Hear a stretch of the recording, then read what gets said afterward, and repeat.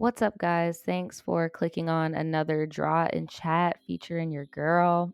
um, uh, First off, before I even get into what I want to talk about, I just want to thank everybody who purchased the print that I drew in the last video. I didn't even think anybody would like leap on that, so thank you so much. So yes, this piece that I'm drawing right now will also be for sale on my website, and you can get it with a frame or without a frame on like photo paper and all that jazz. So thanks again. I just want to say thank you. I'm a little sleepy, I'm not gonna lie, so I'm probably gonna pick up my tone as like the video goes on. So today we are going to be talking about how to spot fake news, how to do individual research, like maneuvering online on social media, and how to not get basically under mind control, girl. Like, that's the only way I could really explain it. And I know this may sound crazy to some people, but if you are one of those people that find yourself having like hella screen time on social media, you find yourself changing how you move in the real world because of what you see on social media, like, this is probably the video for you. If you want to stop those habits, like, this is for you. So, who I am drawing in this picture is actually MIA, my girl. Like, I love her so much. I've been listening to her music since I was like in middle school. Parrots have like symbolism and shit like that. Y'all could read between the lines. But basically, we're not trying to be parrots. We're not trying to just regurgitate whatever the person with the most power has. You get what I'm saying? Whether that be followers, money, whatever. And I'm just going to show you like on a small scale how to do that. Now, somebody made a good point in my last video in the comments where they said you can't really help it. You're just going to group think. And that is a fact. We are human beings, we are social animals, but you do have the choice in every single scenario to stop with yourself and say, hey, I know that that's off, but I'm just going to do it because I don't want to stand out in this moment. And that pivotal point right there is very important because that choice differentiates whether you're going to stay true to you and like what you believe in and face whatever type of consequences or whatever social consequences.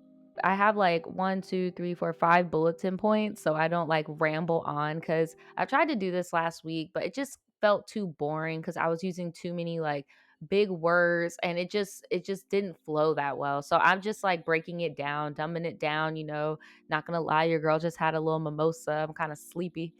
So, this is gonna be a smooth little transition. If you guys got your Capri Sun, sip on, you got your water jug on, like, okay, but anyway, let me stop rambling. So the basis of this whole thing is you have to learn how to recognize the difference between regurgitation and research. Okay, so there are a lot of people who regurgitate a rhetoric just because the group goes with it and there's a whole bunch of positive affirmation. I talked about this a lot in my last video. You could even tell on social media like who follows who by what they like post and like what they say, or like what little rhetoric they talk about, whether it be on Facebook, Instagram, Twitter, whatever. You could almost kind of tell like who this person follows, whether it's a social media influencer, a news source, a politician, whatever. You could tell by what they say. Shoot, even religion, you could tell by what scriptures people reference or by what book they reference their religion. Like, it just is what it is. So that's how you recognize different regurgitations and who people are following, basically. Now, when it comes to regurgitation, you never just want to follow blindly just because that is what it is said by whoever the hell the person is regurgitating from. You always want to research, and learning how to properly research is so important. Like, me personally, I didn't even know, like, I just thought, okay, this is a news source, so therefore it's fact. But 2020 proved to me that, dude, these news anchors and everybody are acting like reality TV stars and shit. Like, what is that? So it just got all fumble. And then when you actually go to the news sites and you Google who is funding the stations, like, then you start to see the bias. And it's it just says a lot. And learning how to research isn't that hard. All you have to do is just dig. Just treat everything like an iceberg and just dig. And I don't mean everything, y'all. Like, I don't mean like, oh my God, she said the flower is red. Let me dig an iceberg. Like, no.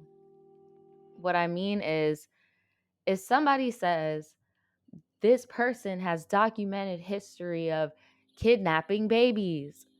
Okay, well, I'm about to go look up the documents. Why can't I find the documents? Or maybe I found the documents, but there's only one website with the documents.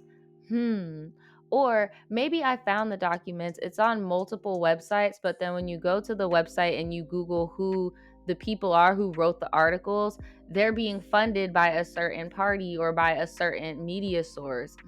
Like, you just have to learn how to break down the iceberg with certain situations like that.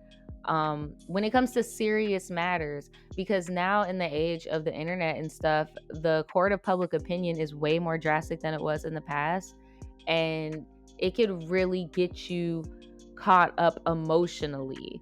And that's another thing. Another bulletin is try not to get emotionally involved. And I know it's hard, and that's why the most triggering topics usually have to do with child trafficking and just mainly children. Like, whenever you add children to it, or animals, like, it's to trigger certain emotions in people. For example, there's like a niche on YouTube, super sick, of people who abuse animals. They find animals on the street and then they abuse the animals, but they show the order of the video backwards so it looks like they healed the animal, and it gets millions of views because it entices emotion out of us to where we don't even notice, like, when the animal looks beat up, it looks significantly older and skinny. Like, what? Like, little stuff like that. Just try not to have your emotions so triggered. And like, I personally had to check myself, because usually what people do is they try to invoke emotions on things that you can't change. Like, for example, your skin color or your race. You get what I'm saying? Like, things you can't change, and people try to entice emotion out of that, and that'll really fuck with you, because they can keep enticing emotion with those things, because again, those are things you can't change. So I had to even notice, like, okay, wow, these people are just triggering my emotions to the point where I'm not even trying to do further research on this person. This person's just a demon to me now because it triggered me. Like, no, you can't do that. Like, that's not how the world works. Another thing that I needed to learn is how to recognize opinion from fact. And I know a lot of people are going to be like, girl, you learned that in elementary school, like how to distinguish an opinion from a fact. But no, look, a lot of people will try to pass off their opinions as facts, and facts need to have evidence. People fake evidence now. So now people like to mask their evidence, like how I said earlier with the website example.